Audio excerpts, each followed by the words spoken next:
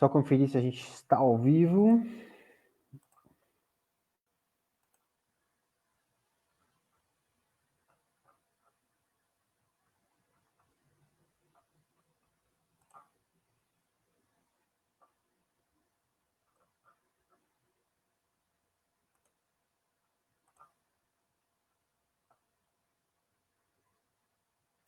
Vamos lá.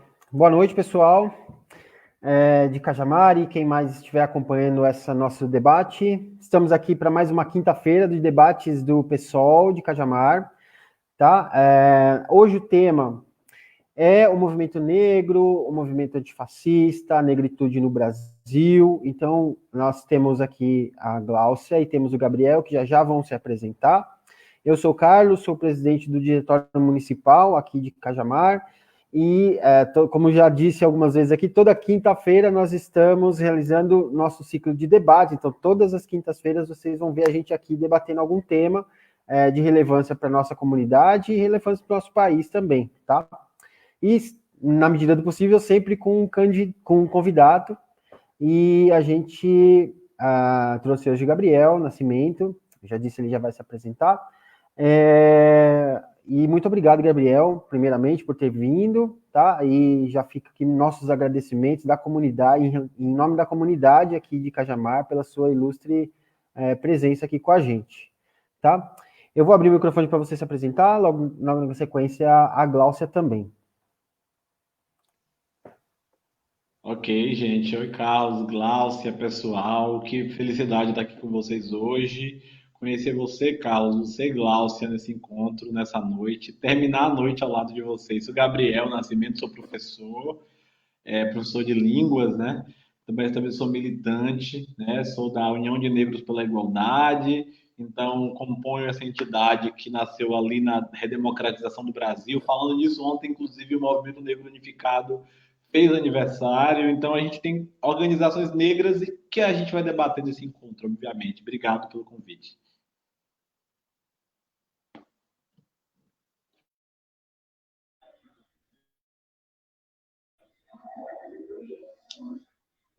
Bom, boa noite, eu sou a Gláucia, sou aqui do pessoal de Cajamar, né, estou aí no pessoal mais ou menos uns 14 anos, eu sou educadora, sou militante aí de algumas causas sociais, da questão feminista, da questão do negro, tentando se organizar aqui na cidade, também atuo na luta por moradia popular, né, atualmente eu faço parte do movimento Luta Popular. E estamos aí para mais uma live, né? O pessoal vem toda semana, como o Carlos disse, toda semana a gente vem discutindo um assunto importante, e hoje a gente vai discutir essa questão do negro, né? Tanto na questão nacional como na questão municipal.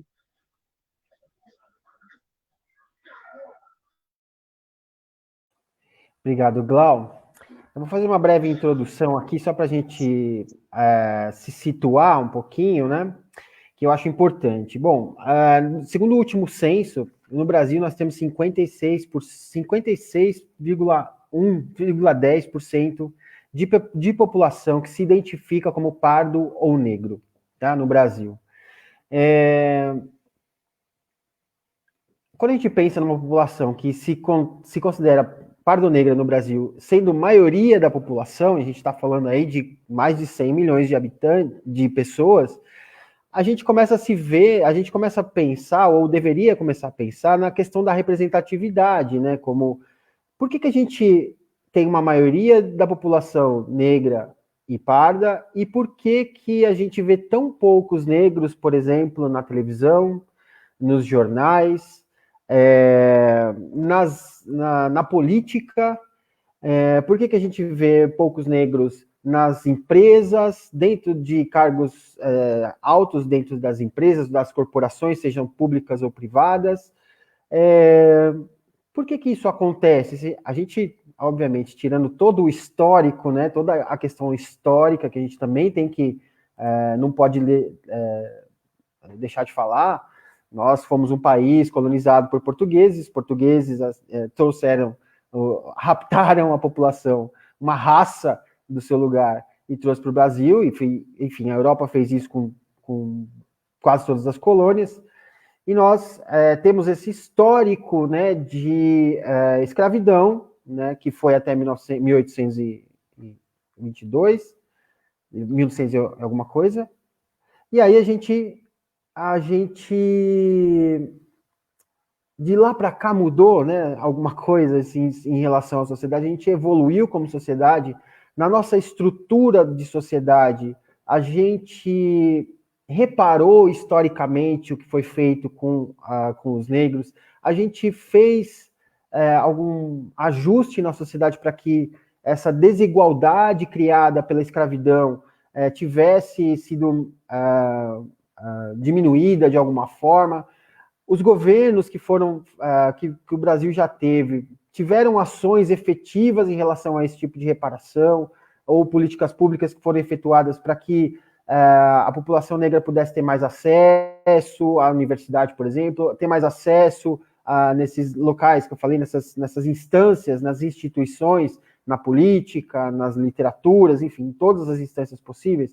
A gente conseguiu ver isso de uma maneira que rápida e que acontecesse de uma maneira estruturada e que realmente pudesse fazer com que a gente não tivesse o que a gente chama de racismo estrutural na nossa sociedade, que é essa ideia de que a gente não é racista, né, que a gente fala, não, nós não somos racistas, o Brasil é um país super amigável, mas que, na verdade, subjuga, de certa forma, né, dentro dos estratos das classes, dentro da periferia, enfim, dentro do universo da sociedade, e estrutura uma maneira de fazer com que a população negra se torne periférica, não tenha acesso à idade, enfim. Eu gostaria de começar a nossa questão aqui, e já vou passar a pauta para o Gabriel, levantando a seguinte questão. Como é que esse racismo estrutural ele se manifesta no dia a dia?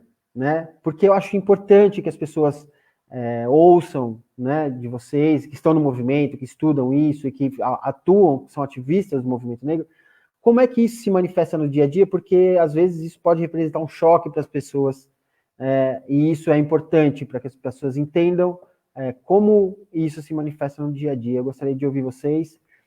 Por favor, Gabriel, você primeiro, depois a Gal.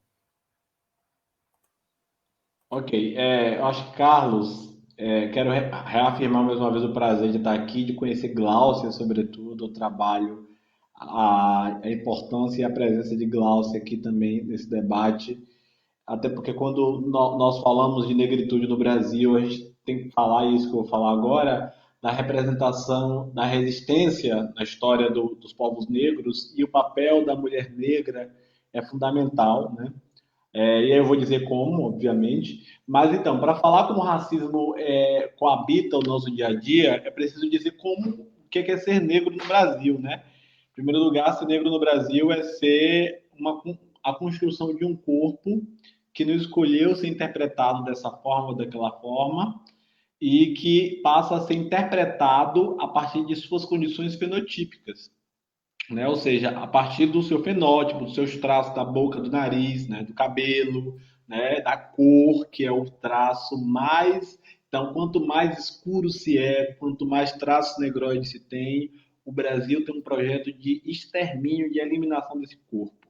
E aí, assim, eu não posso fazer nenhuma menção de como o racismo estrutural coabita, coexiste nossa existência no dia a dia, sem dizer que o racismo nos dá bom dia, boa tarde, boa noite muitas vezes, né? Se não no nosso próprio corpo, nas pessoas que estão à nossa volta, que fazem parte da nossa relação.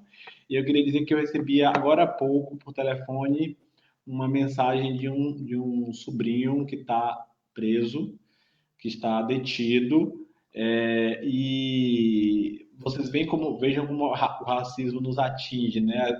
As pessoas com as quais nós não podemos abrir mão, como o caso das classes médias brancas, são pessoas que estão, obviamente, também nesse mesmo ciclo de violência sem fim. E aí, assim, pensar para além do colonizador branco que chegou nessas terras em uma invasão colonial, é pensar que as elites que se fincaram aqui são elites que vieram primeiro de um ciclo perverso de colonização, em que eles mandaram, de fato, mandaram a ratataia de toda aquela população branca que veio para o Brasil e um ciclo colonial que passou a ter, desde lá do início do século XVII em diante, sobretudo da crise da cana-de-açúcar em diante, aliás, a escravidão como uma atividade econômica. Então, primeiro a gente precisa entender isso, que a escravidão deixou, em determinado momento, de ser uma proposta, um suporte para a principal atividade econômica, que era a cana-de-açúcar, tendo aqui todo o Nordeste brasileiro, de onde eu falo nesse momento, como palco, para virar a própria escravidão negreira a atividade econômica. Então, gente, a gente está falando aqui de milhões de corpos, e eu estou colocando corpos que são corpos negros, que não se chamavam de negros, que não se chamavam de africanos, que são trazidos à força depois de uma divisão do continente africano. Então, isso já ajuda a responder aquela famosa discussão de o negro vendeu o negro. Não, o negro foi vendido pelo colonialismo, foi vendido pela colonização, pela invasão do continente africano. Né? E aí, assim, como existia escravidão no mundo antigo, obviamente essa escravidão no mundo antigo ela acontecia inclusive na Europa, então também no continente africano, mas era escravidão de guerra, não é escravidão comercial. Quem é que inaugura a escravidão comercial no Ocidente é o branco. O branco inaugura a escravidão comercial. Inclusive, sempre quando se vai atrás da palavra, eu sou da linguística, então sempre quando se vai atrás da palavra escravo, sempre se rememora eslavo, que supostamente era um povo que se vendia como escravo, né? Existe esse mito. Mas o nome escravo na era moderna, ele passa a ser apropriado pelo branco no seu regime de escravidão negreira comercial. Eu estou falando de um comércio muito lucrativo. Para começar, então, tudo isso aqui tem a ver com a constituição do que a gente vê hoje e ouve falar como Europa. Então, tudo aquilo ali vem, tudo que é de ouro, toda aquela prataria, tudo vem de muito privilégio branco, brancocêntrico nesse lugar que a gente mora hoje. Então, na história do Brasil, obviamente, essa ratataia constituiu uma elite branca, né? Uma elite branca poderosa que passou a extrair nossas riquezas e, como eu disse, a partir do momento que essa escravidão, isso quem fala não sou eu, é Clóvis Moura, jornalista que escreveu várias obras importantes como O Negro de Bom Escravo a Mau Cidadão, Rebeliões na Senzala, que está até por aqui, não, prestei meu sobrinho, Rebeliões na Senzala, a Dialética Radical do Brasil Negro. E Clóvis Moura fez uma pesquisa bem interessante. Ele mostra o seguinte, que durante o período escravocrata, onde mais se concentrou a escravidão negreira comercial, ou seja, depois que a escravidão deixou de ser apenas um suporte para a lavoura, para a colheita, no caso da cana-de-açúcar, onde mais se concentrou a escravidão negreira foi justamente onde houve o palco das maiores resistências do nosso país. Então, toda vez que eu vou falar de história do racismo estrutural, como ele nos atinge no dia a dia, também é importante que a sociedade entenda que as comunidades negras e africanas, no caso do período colonial, sempre resistiram às formas de opressão, né? Porque senão a gente cria uma visão de que o racismo nos atinge e a gente está numa bela cadeira no sol esperando o racismo nos atingir. Não, a gente não está. Nós, inclusive, sempre pagamos o racismo com morte, porque é exatamente uma coisa que, antes do nosso atual período democrático, durante o período colonial, você não tinha meia palavra. Então é o seguinte, as maiores instituições de resistência da história brasileira não estão agora nos partidos políticos, com todo respeito aos nossos partidos, e eu sou um homem de esquerda, estou à esquerda, construo partido de esquerda, mas assim, as maiores atividades de resistência estão no período colonial pelos corpos negros. Os corpos negros estão resistindo. Então, assim, se concentrou muito mais a escravidão negreira no Nordeste, e São Paulo vem por último, sempre ali século XVIII em diante, com a escravidão mais forte, depois do ciclo todo dos bandeirantes, nós temos também uma resistência forjada, absurda, eu coloco absurda no ponto positivo, feita pelas pessoas escravizadas no Nordeste. Então, assim, Essas pessoas estiveram em diversas frentes, né? Tanto os movimentos pró-independência, então todos os movimentos pró-independência que a gente estudou, as revoltas populares, tiveram participação negra. Cabanagem, Balaiada, a revolta Farroupilha, no sul do Brasil, teve ampla participação negra. Lá em Minas, a Conjuração Mineira. E por que não falar de manifestações que tiveram presença de liderança de frente de grupos negros como os alçais e balês, que são dois grupos étnicos africanos que se chamavam assim aqui na cidade da Bahia. E aí, exemplo, por exemplo, disso é a Revolta dos Alfaiates, de 1798, ou a Revolta dos Malês, de 1835. Ou seja, o que eu estou dizendo aqui? Estou dizendo aqui que a gente vai falar de racismo sim, tá? Mas a gente nunca tira racismo da resistência, porque os povos negros ainda hoje, ou seja, ainda hoje, estão resistindo ao racismo. Quando o Carlos faz uma análise sobre o período que a gente passa, a gente lembra a pandemia. As pessoas nas periferias de nossa cidade, as pessoas negras, continuam resistindo como podem, com as próprias vidas, para saírem dessa pandemia. Então, quando se fala de questões nacionais, Carlos e Gláucia, normalmente as pessoas não nos veem como pessoas que querem falar de questões nacionais, mas nós falamos de economia. Somos nós que movimentamos o mercado ativo do Brasil. Nós somos responsáveis pelo grande mercado de consumidores. Se não houve, posso inclusive colocar com toda a autoridade isso. Se não houve uma guerra armada nuclear ou então de invasão territorial durante as grandes guerras, sobretudo no caso dos Estados Unidos, que é o grande irmão, que é uma potência, a polícia do mundo que nos oprime, se não houve, é porque nós somos um mercado consumidor composto por pessoas negras. As pessoas negras, ou seja, isso é uma baliza para invasões, né? Quando você vê invasões, sobretudo em países pequenos, com populações étnicas árabes, né? Que, mais uma vez, se montam um espetáculo dizendo que essas populações são terroristas. Nós temos aqui a presença, então, da nossa resistência. Então, eu queria colocar, em primeiro lugar, isso. E aí dizer assim, depois de uma colonização de séculos, é óbvio que a abolição não seria um projeto pacífico, né? É óbvio, né? E por que houve a abolição da escravatura no Brasil? Porque houve prejuízos que essas pessoas que se levantaram em movimento para a independência, eu esqueci de falar, guerrilhas, guerrilhas importantes, inclusive em São Paulo, guerrilhas importantes, né? Até o século XVIII. E quilombos, né? Quilombos da maior importância. Eu estou falando quilombo, como dizia Abdias do Nascimento, é a instituição mais importante agência de resistência do período colonial. Por exemplo, aquele que geralmente é chamado de Quilombo dos Palmares é a República dos Palmares.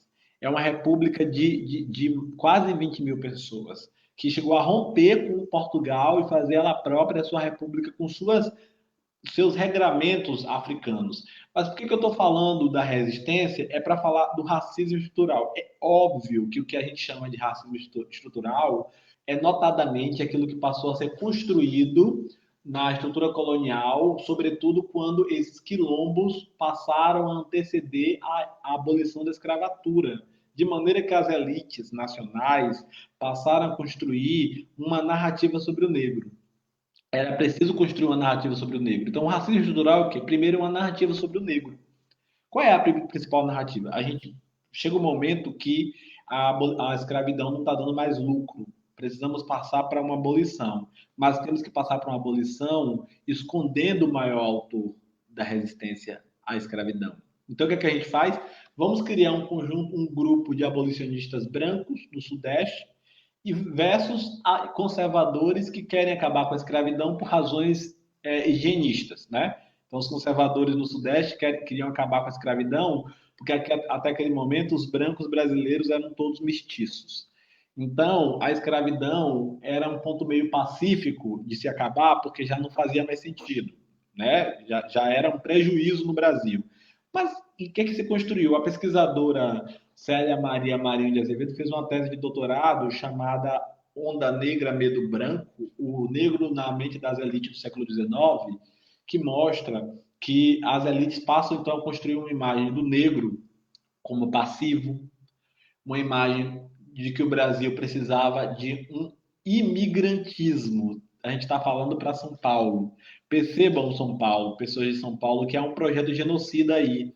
Se você tinha que passar do trabalho, veja como a elite está pensando, se você tinha que passar do trabalho escravo para o livre, o negro, os negros, as pessoas escravizadas que foram escravizadas na história, elas não podiam habitar o espaço de trabalho livre. Tinha que trazer um povo. E não por acaso houve trabalhos inteiros sobre que escolha de povo.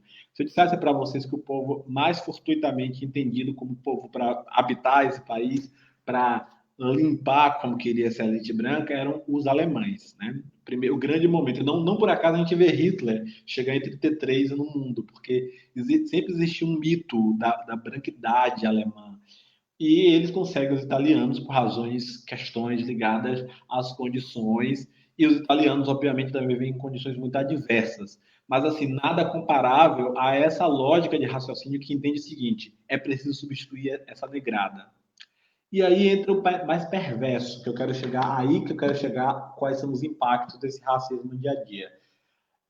O racismo estrutural nos atinge porque aí era preciso fazer o que com essas pessoas? Dar direitos, colocar em determinados setores, englobar, como aliás houve em parte dos Estados Unidos, né? Parte dos Estados Unidos houve isso. Então, quando a gente fala de Brasil e Estados Unidos, nós estamos numa posição muito pior e nós sempre fomos muito mais combatentes. Ou seja, eu não quero nem de longe fazer comparação entre nossa luta e o movimento negro americano, mas eu quero lembrar que nós somos filhas e filhos de reis e rainhas, netos e netas de reis e rainhas, de quilombos muito, mas muito fortes, muito grandiosos. Então, depois que acabou a escravidão negreira, oficialmente, é aí que se começa a produção do extermínio da identidade negra. Então, houve projetos higienistas no Brasil de miscigenação. Eu sou produto desse projeto, né? Tenho mãe negra, pai branco. E é muito comum muita gente ser produto desse processo, né? E as novas gerações cada dia são mais claras, né? Não sei se vocês conseguem perceber, visualizar isso no Brasil. O pardo, que é essa categoria que compõe junto com o preto o Estatuto da Igualdade Racial para designar o que é negro no Brasil, e que, Carlos, no próximo censo vai beirar os 115 milhões, porque nas últimas PNADs beiraram 108. Então, vai beirar os 115 milhões, a gente estima. Ele, cada dia, na sociedade brasileira, ele tem produzido um conjunto de roteiro de branqueamento na própria cultura familiar, na vida, etc. Eu que não estou entrando na vida particular de ninguém, mas eu estou colocando que o Brasil é perverso até nisso, né? Existe um sentimento de miscigenação na nossa cabeça que nos leva a um branqueamento, ou seja, os nossos mais velhos, as nossas mais velhas tinham essa história, né? Limpar a barriga, limpar a família, não sei o que lá, a gente tinha isso. Então, nós somos produto disso já. Mas nós também somos violentados, mesmo sendo pessoas negras que não têm a pele retinta, nós somos produto e somos reconhecidos como se realmente nós tivéssemos um elo de ligação essencialista com os nossos mais velhos. Vejam, eu estou aqui desconstruindo o racismo, porque desconstruir o racismo é dizer, nós somos julgados pelos nossos traços, mas nós nunca podemos aceitar que os nossos traços sejam os espaços de subalternização do que somos. Então, eu queria concluir dizendo, olha, o Brasil hoje é o país que mais mata jovens no mundo. Esses jovens do mundo que mais morrem no Brasil são jovens negros. Né? O Brasil é uma máquina mortífera de morte de jovens negros no mundo. Esse país é interessante, esse é um país que nega o racismo, atribuindo a si a mistura das raças. Então, até culturas musicais que nós costumamos respeitar trazem essa mistura das raças como se fosse harmônica. Clara Nunes, por exemplo, né? Na mistura das três raças. Gilberto Freire, nós estamos acostumados a respeitar uma literatura e uma visão de Brasil que é essa. Então, eu queria, a priori, dizer que resistir hoje é resistir com uma favela e a periferia, e também os negros que não estão na favela e na periferia, porque tem negros fora da favela e da periferia, sobretudo graças a esse período democrático que a gente passou, de avanço, de luta do movimento negro, e dizer que resistir hoje é desconstruir essa visão, né? A visão de que nós tivemos uma miscigenação harmônica. Então, para além disso, hoje temos também, coadunando com a nossa democracia, um profundo encarceramento do povo preto. O povo preto está sendo encarcerado sem fim, né? Se a gente for olhar o sistema prisional no Brasil, ele é uma fábrica de encarceramento. Também a vinculação às atividades paramilitares, com todo o respeito que eu posso ter aqui às pessoas que estão nessas atividades, as pessoas negras são as mais recrutadas pelas condições socioeconômicas.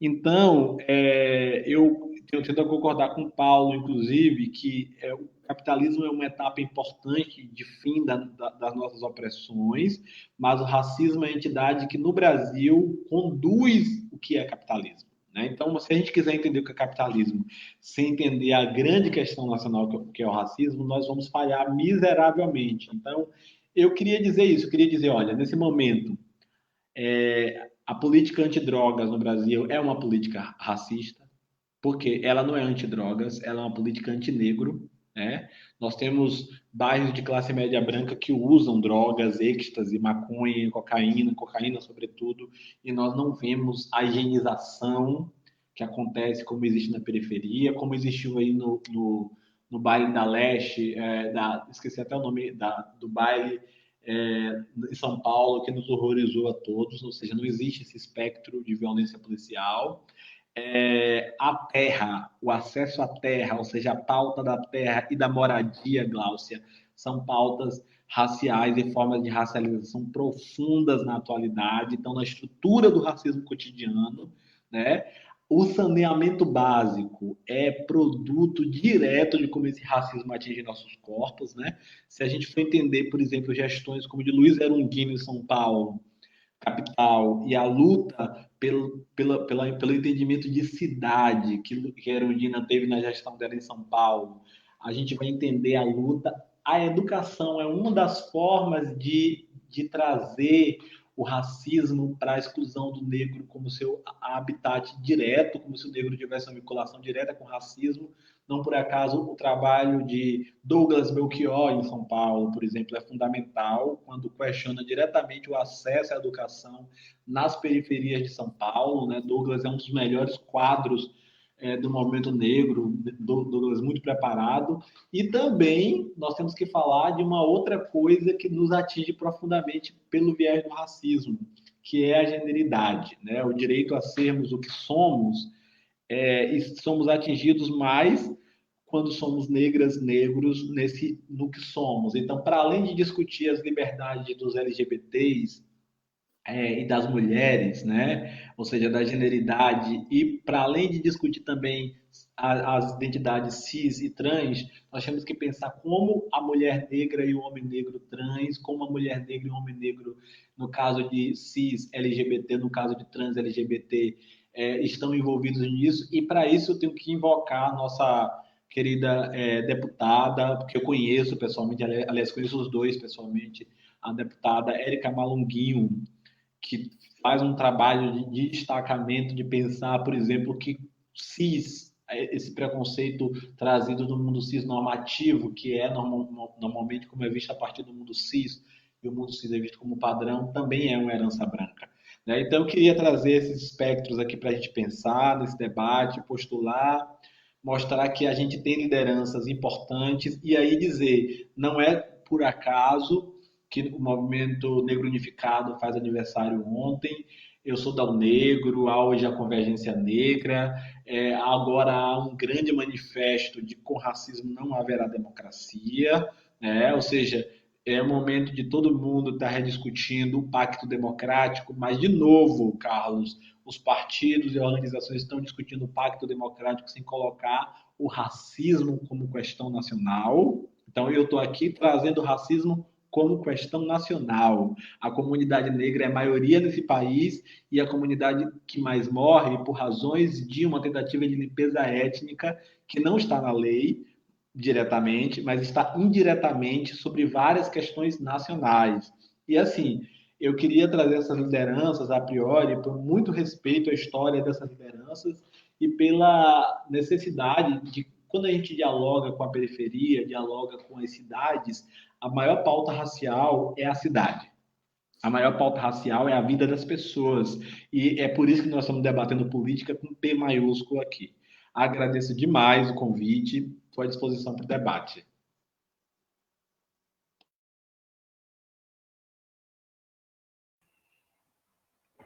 Incrível sua introdução aí, Gabriel, muito obrigado.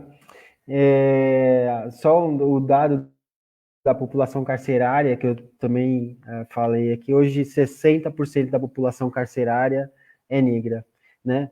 E o Adriano, ele está aqui acompanhando a nossa live aqui, o Adriano Sá, professor aqui também da rede de Santana de Parnaíba e tudo mais, ele coloca aqui que os dados do boletim epidemiológico da Prefeitura de São Paulo, do dia 30, mostra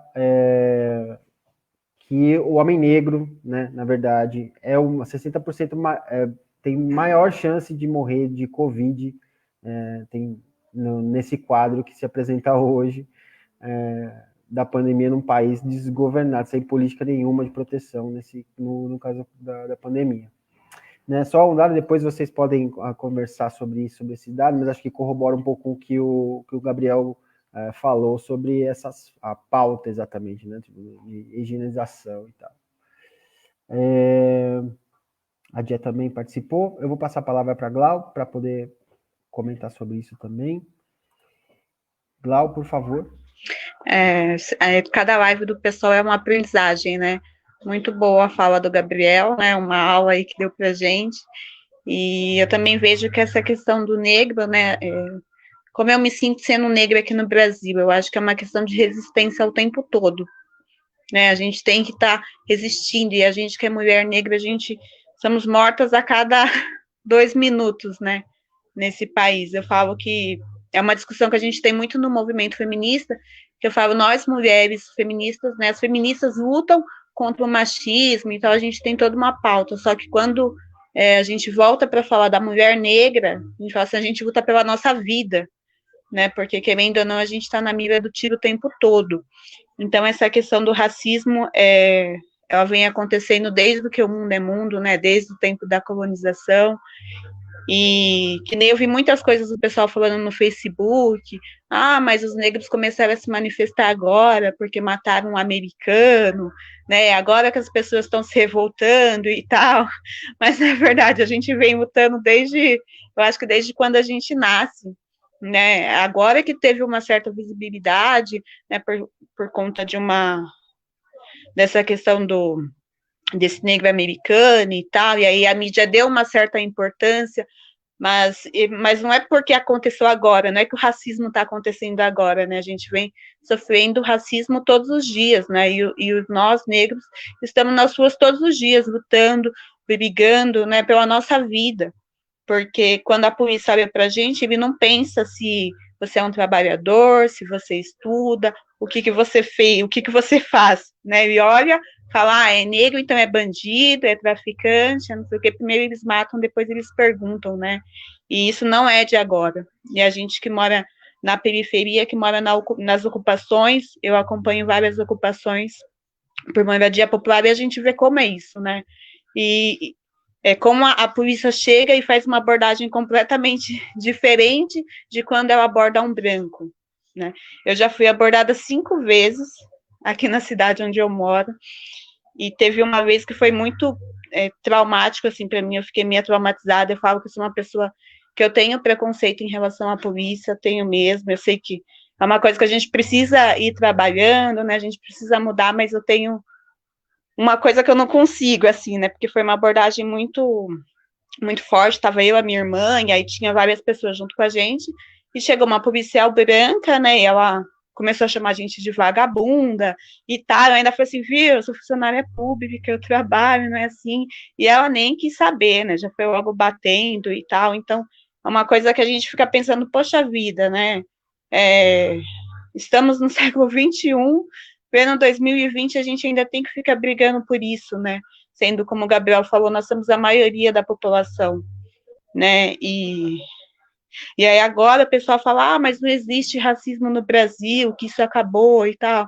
Não é que não existe, eu acho que está muito longe de acabar, né, infelizmente, mas é uma questão que a gente vem lutando todos os dias, Eu acho que são pautas que a gente tem que vir discutindo, né? Não é uma coisa que aconteceu agora, que está acontecendo. Eu acho que a gente tem que levar isso para dentro das escolas, tem que levar isso para os partidos, né? A gente sabe que tem poucos partidos políticos que discutem essa questão racial, mas eu acho que é uma coisa que a gente tem que puxar mesmo essa pauta. O movimento negro está aí já faz anos, né? A gente tem várias manifestações artísticas e culturais que vêm brigando contra isso.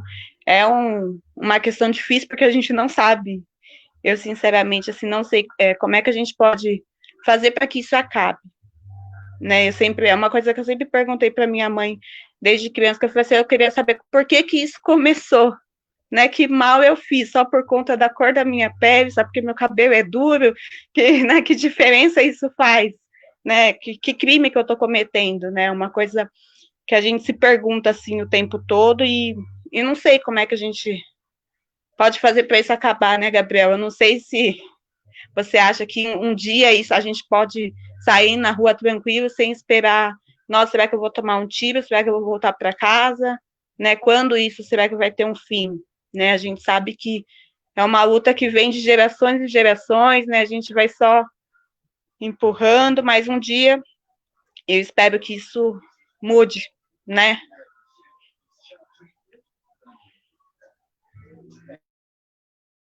Glaucinha, só para complementar a sua fala aqui, ó, eu peguei os dados de 2019. 80% das pessoas mortas por policiais no Rio de Janeiro. Isso foi por volta de 888 pessoas que morreram por conta da ação policial no Rio de Janeiro. 80% dessas mortes causadas por policiais no Rio de Janeiro foram de pessoas negras. E a gente tem N exemplos, né? Se a gente for pegar isso, dá um Google, a gente vê lá cada caso mais absurdo do que o outro dessa questão do extermínio e tal. E não só no Rio de Janeiro, mas São Paulo, enfim, Brasil. O Gabriel deve ter milhões de exemplos na Bahia, enfim.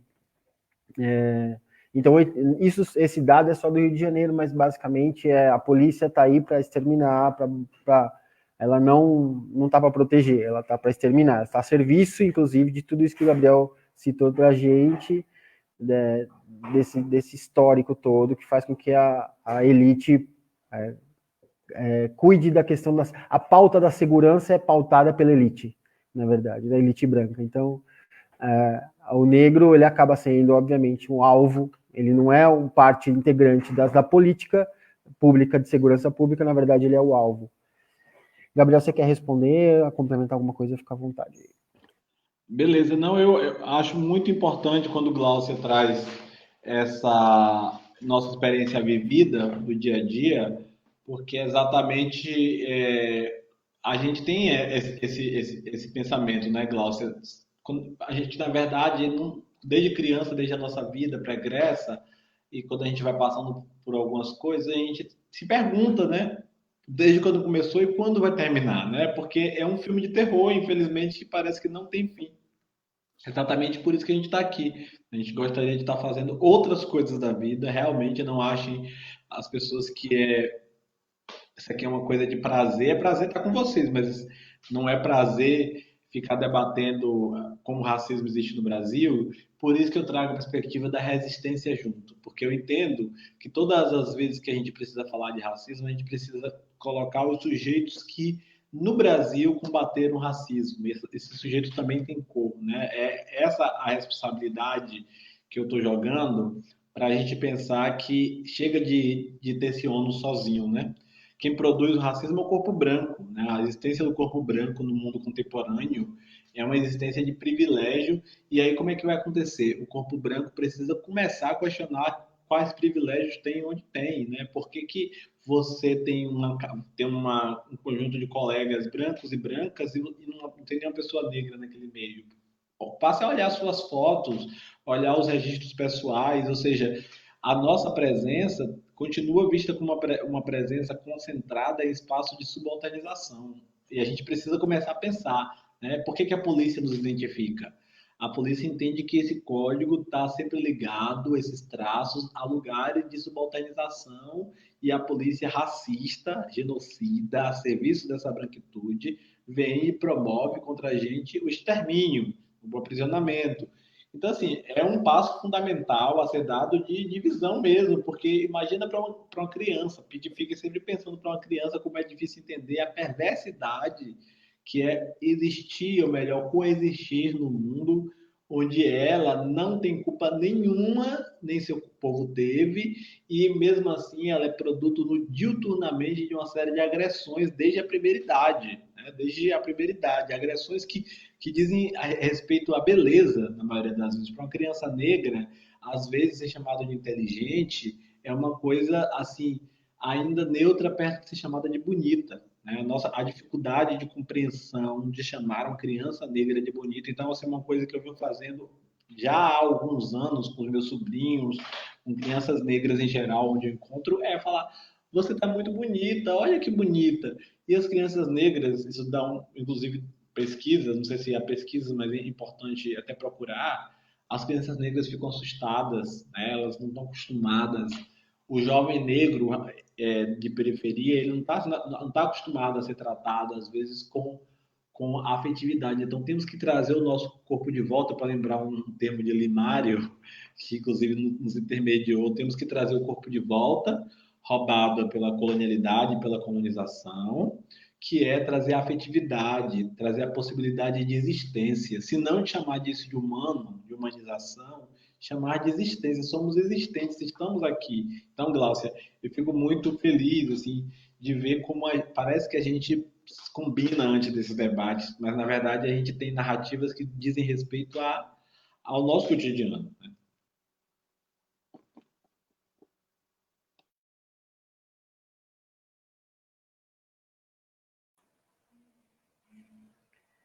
O Adriano faz um comentário interessante aqui, mais um, né? Adriano, você precisa estar aqui com a gente também, pô.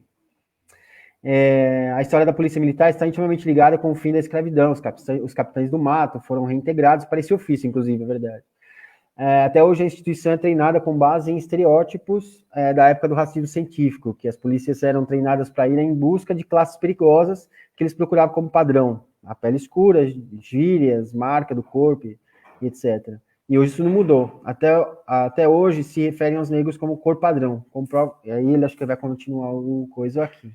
E em algum momento teve isso no Estatuto da Polícia Militar de São Paulo, né? Tem trabalho sobre Sim. isso. Em algum momento estava colocado. Então, assim, sujeitos morenos, né, pardos ou negros, como eles chamam lá, deve ser identificado dessa forma. Isso que ele coloca, eu estava olhando o nome dele agora, perdi, peraí.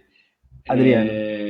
Adriano coloca, obrigado, Adriano. Adriano Saleres coloca, tem a ver também com a construção do paradigma de medicina legal no Brasil. Então, esse racismo científico no Brasil foi construído e muita gente convive bem nos espaços de poder, nas universidades, com os mesmos argumentos do racismo científico. Então, por exemplo, gente que é muito respeitada no Brasil, mas que foi fascínora, como Monteiro Lobato, né? Então, assim, tem gente hoje querendo justificar Monteiro Lobato, por exemplo. Monteiro Lobato era amigo da Sociedade Eugênica de São Paulo, gente.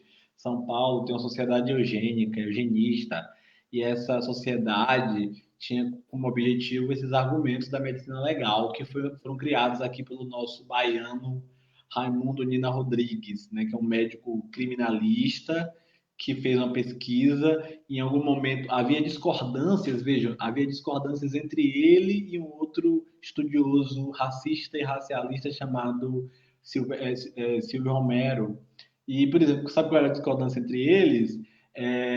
Raimundo achava que nós precisávamos entender os níveis de criminalidade cometidos por negros como algo biológico, para a gente fazer intervenção na criação. Já Silvio achava que nós tínhamos que partir da figura nacional de substituição para o negro ser incorporado numa espécie de educação, de domesticação. Vocês vejam que essa tese de Silvio Romero, mais tarde, ela passa, inclusive, a ser reproduzida, ainda que de maneira tentando mudar, no trabalho do nosso querido Florestan Fernandes.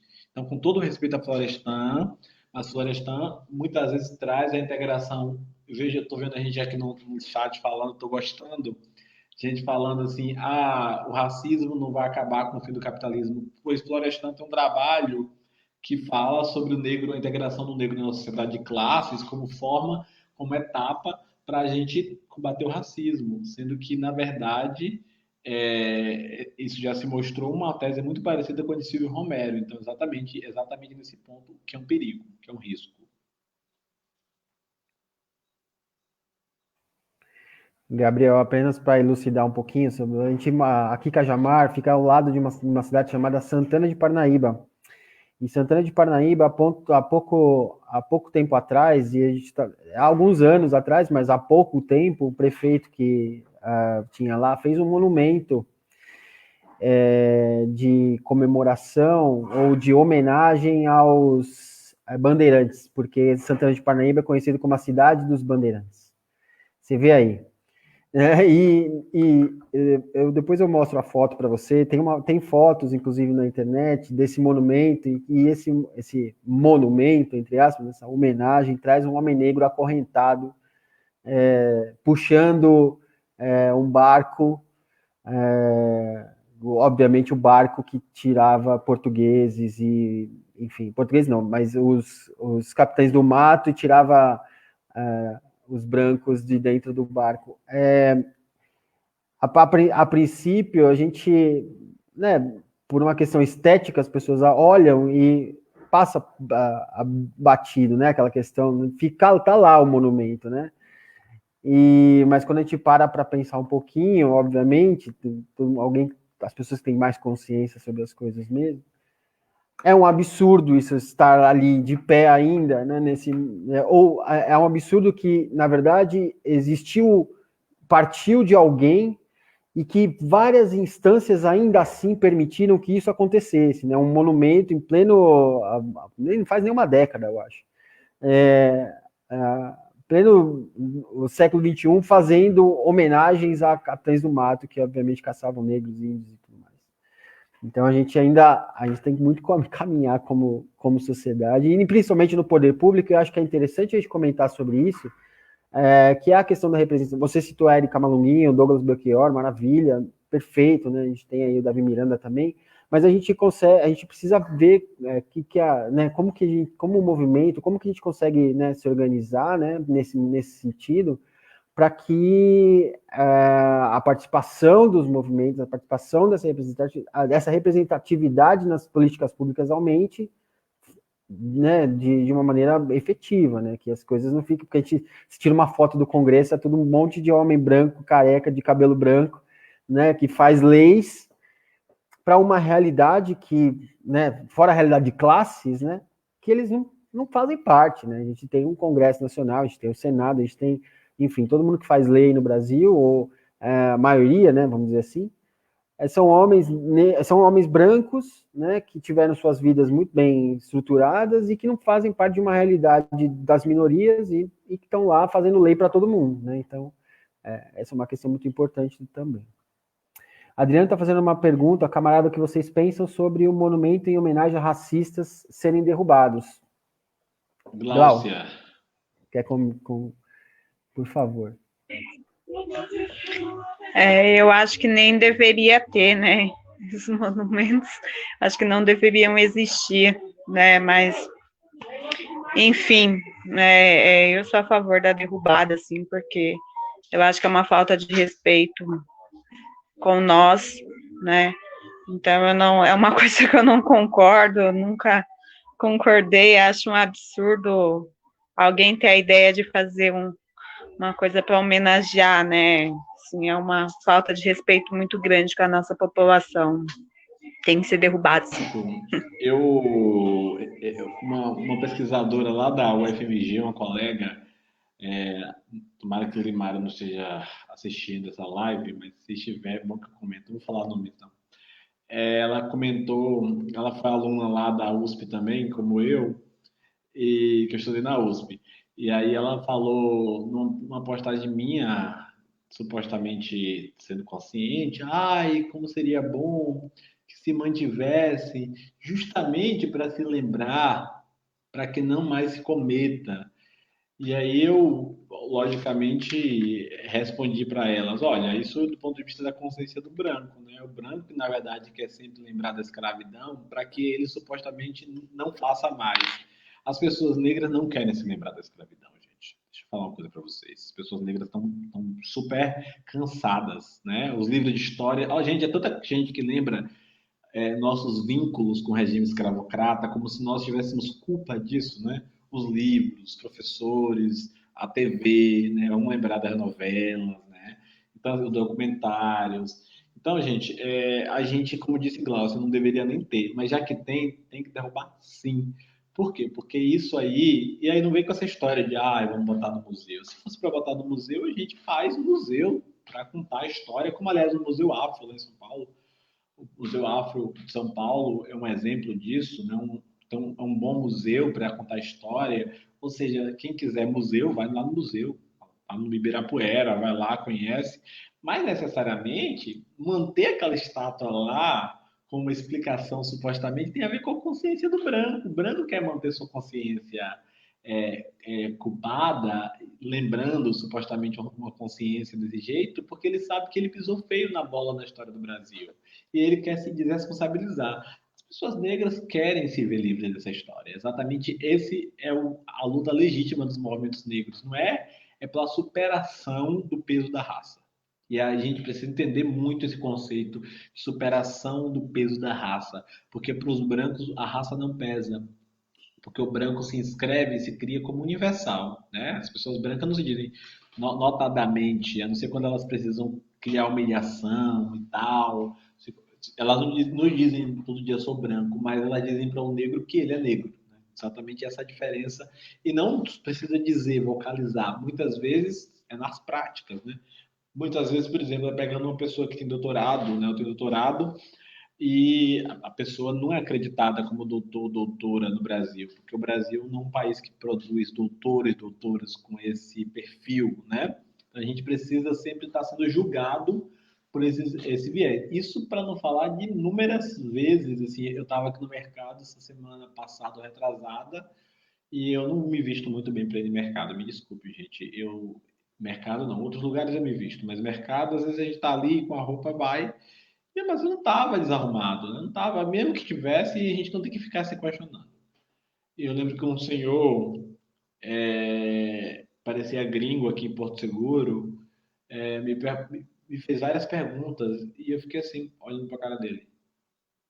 Parei, olhando para a cara dele, fixei nele assim. Aí ele percebeu, falou: você não trabalha aqui não. E eu continuei olhando para a cara dele. Continuei olhando. Ou então, quando você entra num lugar que o segurança fica atrás de você, que você tem que, na verdade, se preparar para ir para um lugar mais escuro, segurança atrás de você, deixa ele se aproximar e você vira e dá um susto nele de uma vez, porque é assim que a gente tem que aprender a coabitar esses lugares. Né? É engraçado, parece engraçado, mas é que a gente tem que se preparar para fazer nesses lugares, Carlos.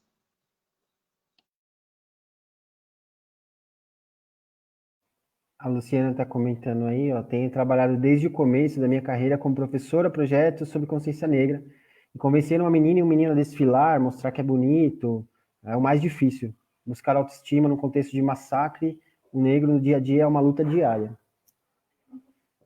Temos que erguer as tantas Carolinas, Marias de Jesus em nossos bairros, cidades, etc. Concordo.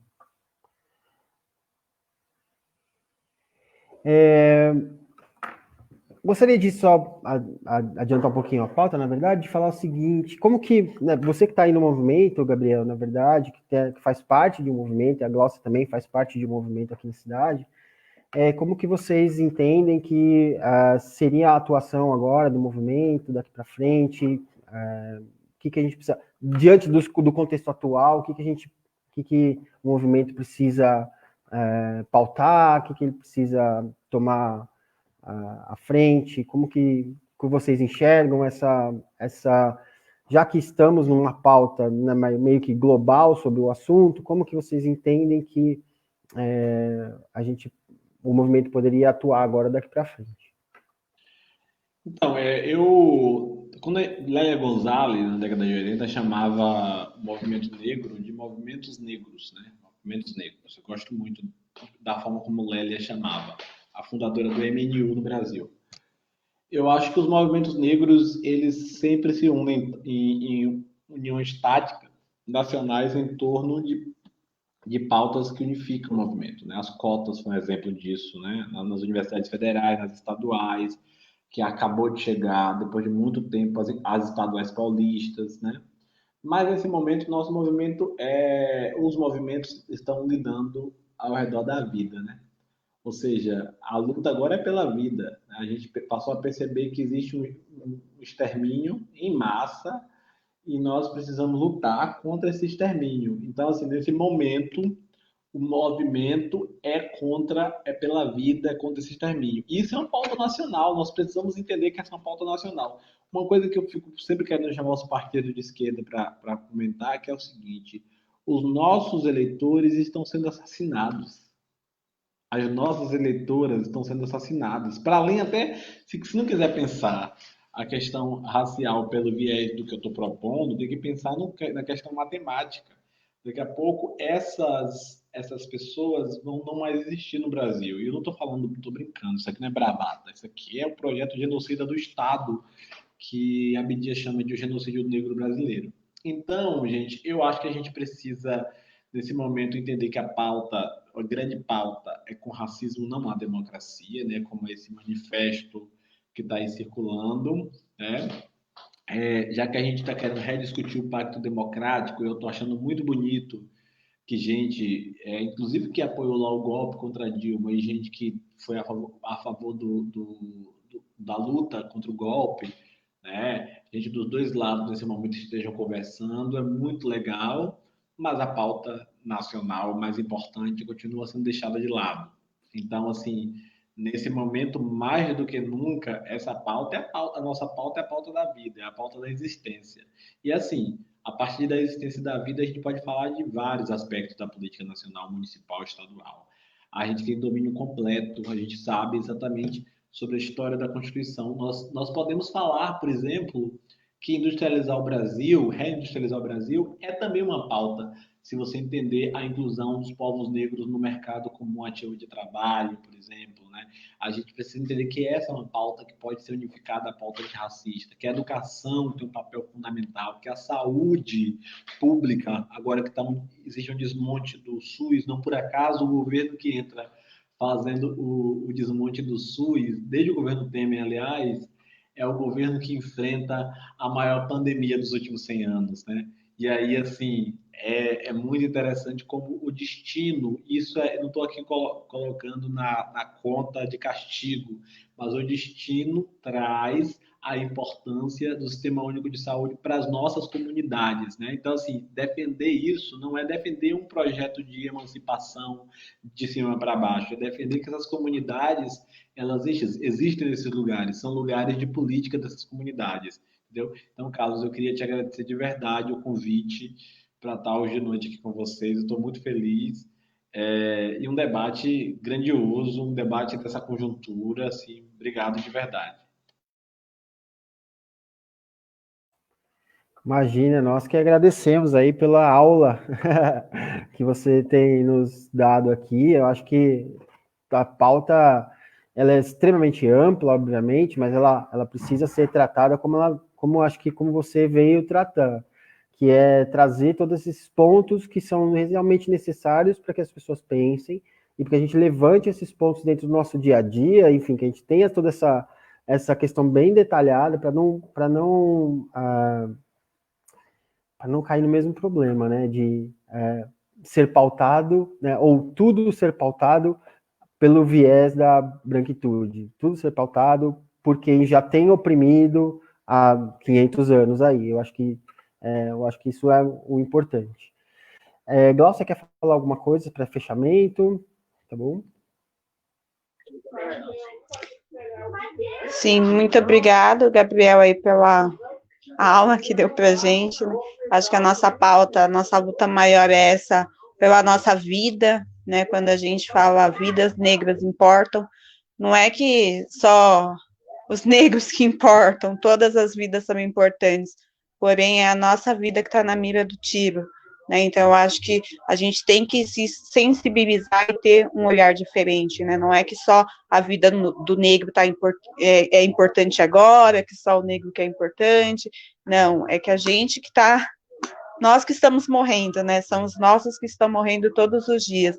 Então, eu acho que agora é o momento da gente se unir, né? Porque não basta a gente ser, eu sou contra o racismo. Não, a gente tem que lutar contra o racismo. Ainda mais agora, esse momento que a gente está vivendo, que a gente tem um presidente aí, né?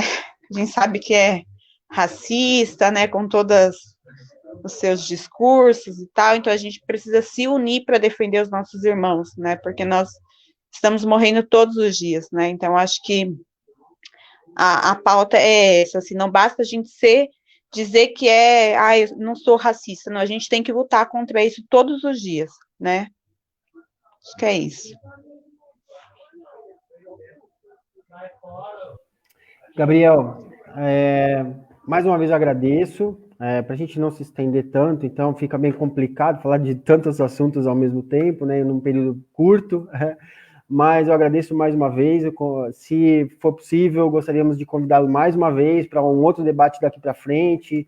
Se você quiser pautar o debate também, fica à vontade, porque acho que você tem muito a falar, né? Agora a gente vai falar um pouquinho sobre a questão da cidade aqui, o movimento, então fica à vontade para sair. Eu vou me despedir de vocês, agradeço demais o convite. Quero que, com certeza, vamos estar na luta no próximo período. Um abraço para todo mundo que Carlos, Gláucia, um abraço. A gente vai continuar aqui rapidinho, Glau. Eu trouxe alguns dados aqui de Cajamar. Hoje a população de Cajamar está beirando os 85 milhões, e desses 85 milhões, 25 milhões. Oh, sim.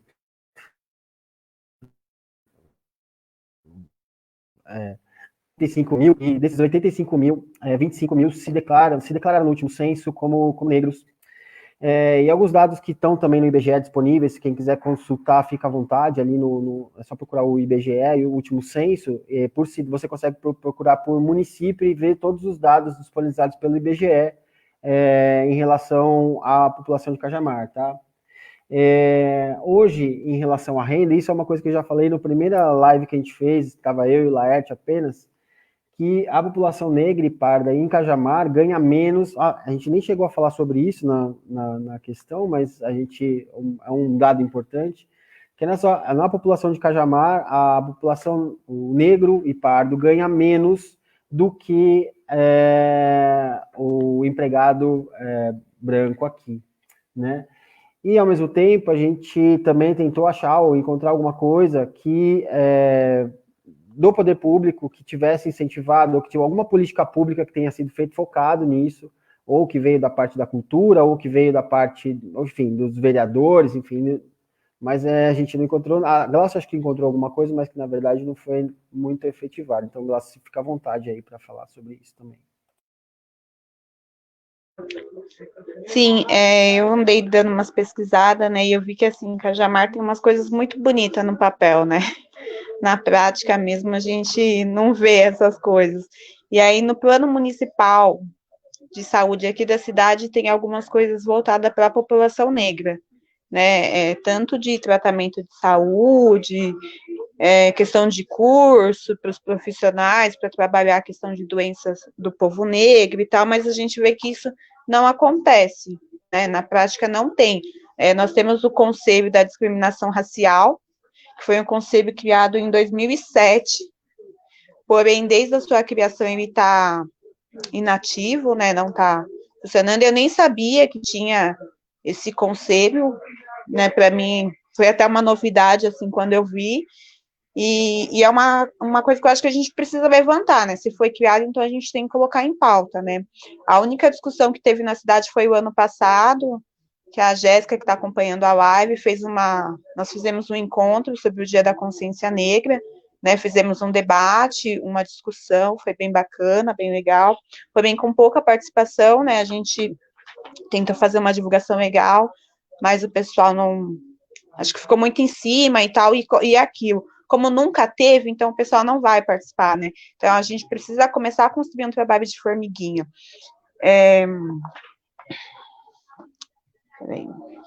Tem a lei também do dia 20 de novembro, que foi criada em 2007, que é a Lei 1264, que dá o dia 20 de novembro como um dia de feriado aqui na cidade.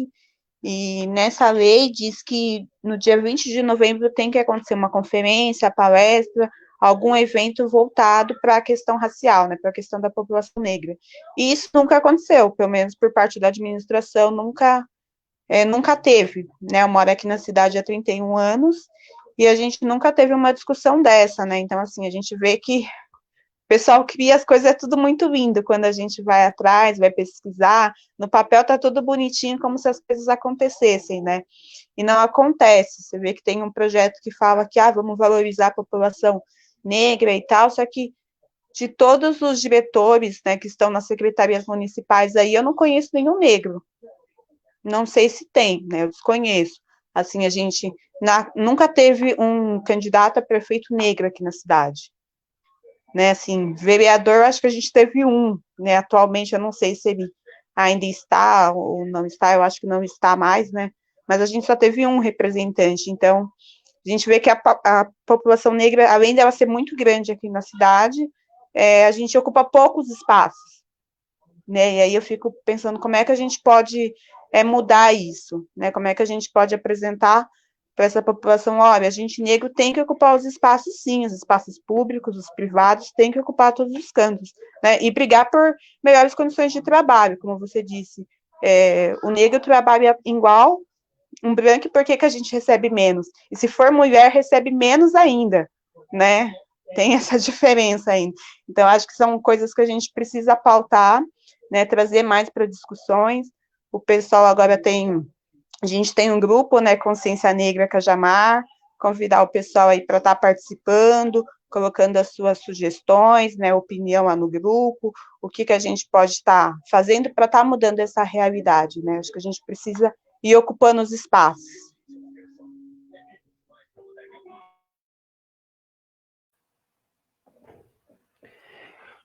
A Dieta falando aqui, ó, precisamos de eventos e ações no calendário municipal em execução na Secult, Secom, da Consciência Negra, em nível municipal.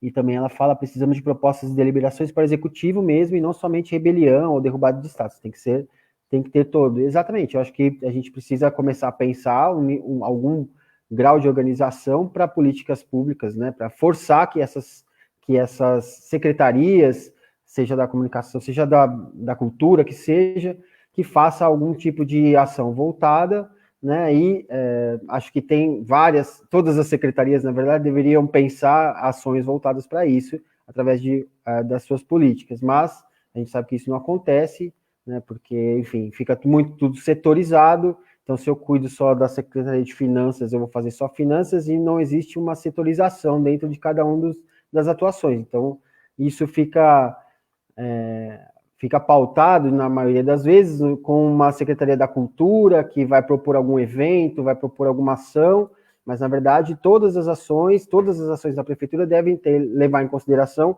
não só a questão racial, mas a questão, enfim, LGBT, e da mulher e tudo mais. Acho que a gente criou esse grupo da Consciência Negra Cajamar. Ele é um espaço de debate muito importante para que as pessoas possam, inclusive, discutir essas políticas, o que seria interessante para que, na cidade, que seria interessante apresentar para o poder público como uma minuta de projeto de lei que seja, para que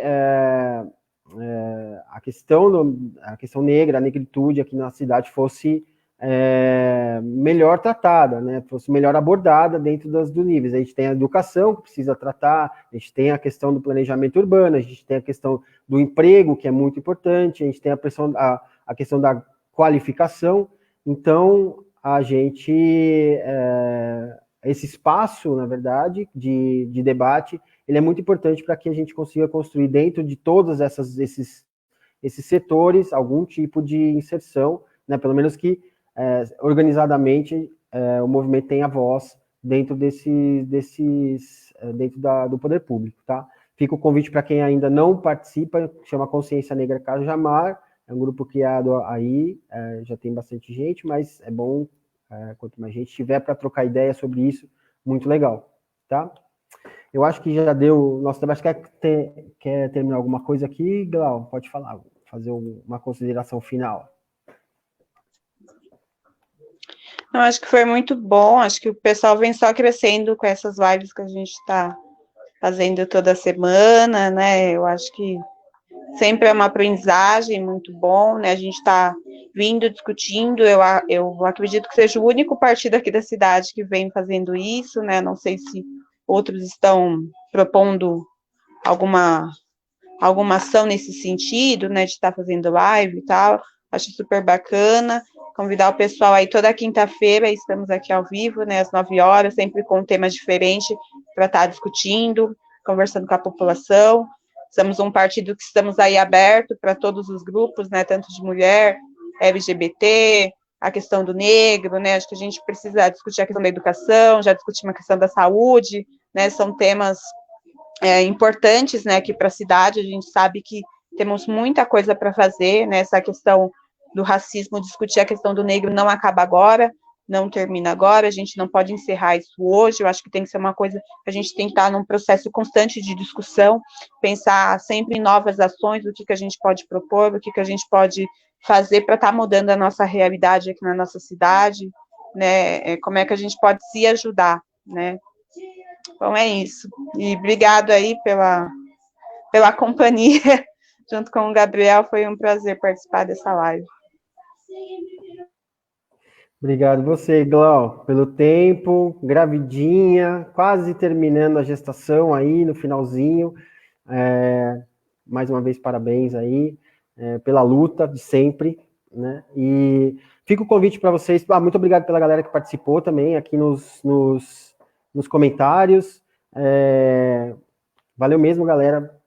Acho que essa participação é muito importante para a gente. A sociedade tem que se organizar. O pessoal é um partido que gosta da participação popular. A gente não quer fazer política por fazer política. A gente quer fazer política para que as pessoas entendam o que é política e que as pessoas tenham voz aqui dentro.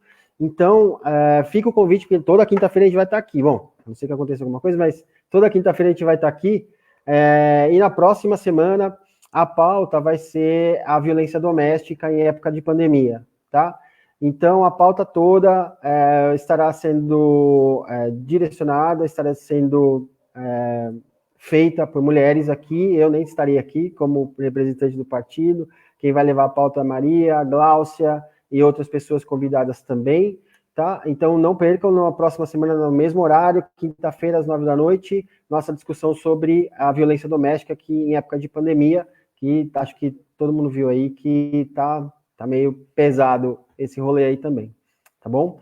Um abraço para todo mundo, uma boa noite de quinta, um restinho de quinta aí para todos e até a próxima quinta-feira aí.